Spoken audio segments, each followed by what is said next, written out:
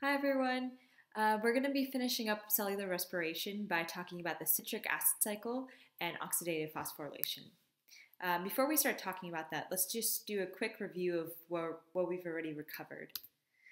So here is just a diagram depicting the different stages, the different parts of the cellular respiration. We started off with glucose, which is our 6-carbon sugar, and in glycolysis, which occurs in the cytosol, that glucose is broken down into 2 pyruvates, which are 3-carbon sugars. That pyruvate from glycolysis comes inside the mitochondria, and then in pyruvate oxidation, which is stage 2, that pyruvate gets broken down into acetyl-CoA, which is 2 carbons plus coenzyme A. That right there is the product that will begin to enter into the citric acid cycle, which is what we're just about to talk about. So here is stage 2. This encompasses the pyruvate oxidation plus the citric acid cycle. We've already talked about pyruvate oxidation from the last lecture.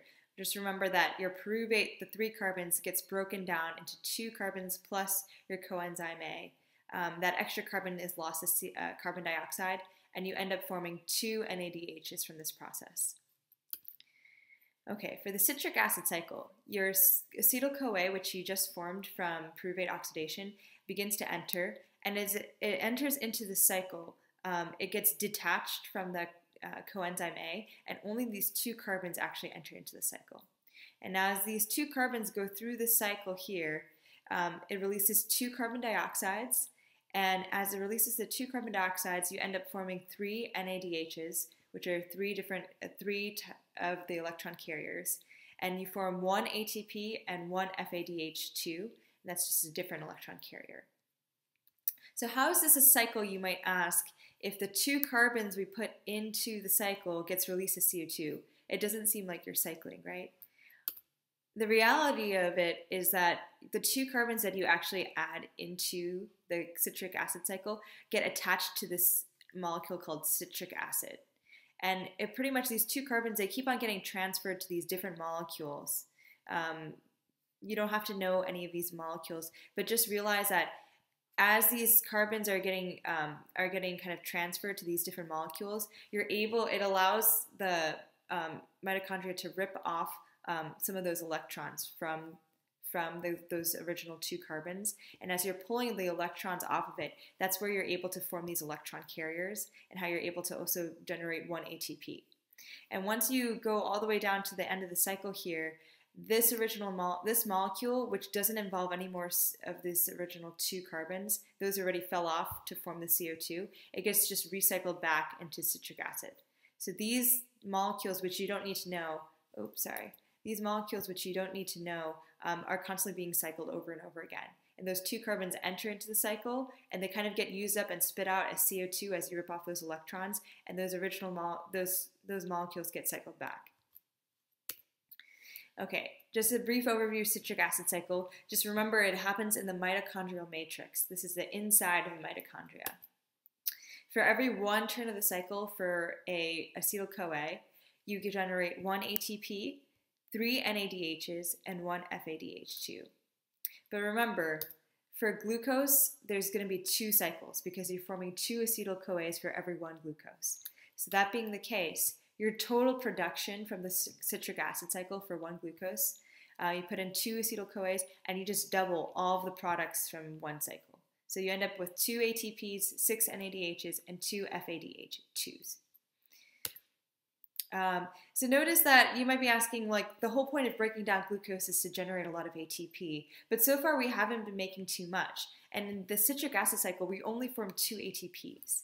But remember, you actually formed 8 electron carriers. That's not insignificant. Every 1 NADH forms 2.5 ATPs. And then 1 FADH2 forms 1.5 ATPs. This is how it will be generated in the electron transport chain later. So that means that 6 NADHs is 6 times 2.5 ATPs, which is quite a lot, and 2 times 1.5 ATPs for FADH2. Okay, let's briefly summarize stage 1 and stage 2 of the cellular respiration. we're going to just recap. We were trying to count all of our molecules that kind of store energy. So in glycolysis, we formed a net 2 ATPs and 2 NADHs. Now NADH, remember, that's just the electron carrier, which we can kind of cash in later in stage 3 to form more ATP. So we're going to count those. So far glycolysis formed that.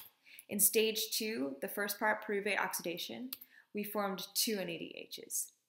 Now in what we just talked about, citric acid cycle, we formed 2 ATPs, 6 NADHs, and 2 FADH2s. So total, from all that we've talked about, we have 4 ATP, and then 10 NADHs and 2 FADH2s. So in stage 3, you can imagine we're going to have to figure out a way to extract the energy out of these electron carriers. All right, so let's talk about oxidative phosphorylation. This is the last stage of cellular respiration. This is a stage that gets the most ATP out of all the different stages that we've talked about. Where does it take place? Before we were in glycolysis, we're in the cytosol. For the stage 2, pyruvate oxidation and citric acid cycle, we were inside here, which is the mitochondrial matrix. And right now for oxidative phosphorylation, we're actually right along this inner membrane, so the inner membrane of the mitochondria all the way around, and then also this intermembrane space between the inner membrane and the outer membrane. This is where oxidative phosphorylation takes place. So oxidative phosphorylation involves 2 really important things. It involves the electron transport chain and chemiosmosis. And the use of these 2 things is what allows us to get so much ATP. So let's first talk about the electron transport chain. Electron transport chain occurs right on the inner membrane of the mitochondria. This right here is a better picture of it. You can see that you actually have proteins that are embedded along the inner membrane.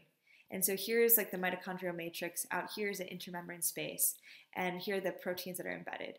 And so in the electron transport chain, you have your electron carriers, which are able to drop off their electrons at the beginning of the chain.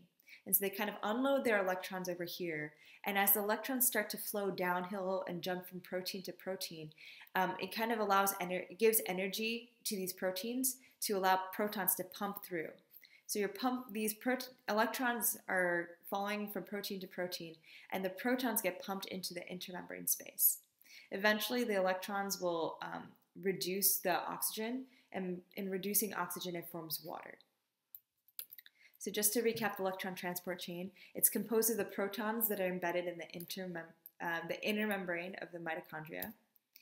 The electron carriers unload their electrons at the beginning of the chain, and then the electrons flow downwards from proteins to protein, and then the protons get pumped into the intermembrane space. And oxygen is that final electron receptor. Okay, chemiosmosis. This is the process in which the energy is stored by creating a hydrogen ion gradient, where you're storing a bunch of protons in that intermembrane space. And that energy that you have now with all those protons stored up there, you can use that energy to create more ATPs. So all these protons that we have, they're all kind of stuck in this space. And remember, that's not what it wants to do. It wants to be in equilibrium across across this membrane, right? But there's only like one small little hole where the protons can come back into the inner membrane space. The only place it can flow through is this enzyme called ATP synthase. And so as the protons, because there's such a high gradient, and there's so much concentration here, they're pretty much going to shoot through this enzyme. And as they shoot through this ATP synthase enzyme, it kind of rotates as the protons are shooting through. And as it rotates, it actually is able to phosphorylate ADP and form ATP. So this is what we just talked about.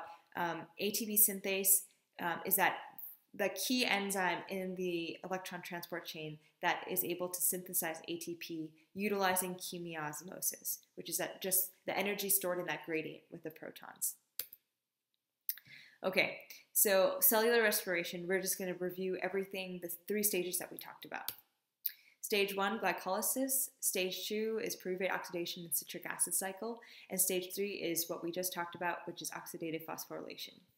For each of these stages, you should be aware of what are its actual reactants and products. You should know how much energy is produced or how much ATP and electron carriers are produced.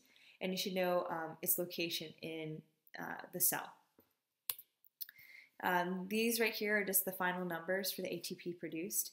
And then here, oxidative phosphorylation produces 28 ATPs, which you can calculate by adding up the NADHs, multiplying by 2.5, and then multiplying the two FADHs by 2 FADH2s by 1.5, and you should get 28 ATP. So the total right here is around 32 ATP. Okay, there's a couple other things that you should remember from all of cellular respiration. These first two stages, stage 1 and stage 2, the way that they form ATP is called substrate level phosphorylation. Remember, this is when ATP is generated by directly transferring a phosphate group from some kind of substrate onto ADP. And so that's how it forms ATP. This last stage, oxidative phosphorylation, the ATP is formed from the energy that is released from the oxidation of substrates. What that means is that when we're ripping electrons off of a substrate, that generates a kind of energy that we can use to create ATP. That's all of cellular respiration. And so it's a lot of information that it just takes a lot of review. So just make sure that you go back and really understand each step of the way and the products that are formed and how those become reactants for the next step. Thanks so much for watching.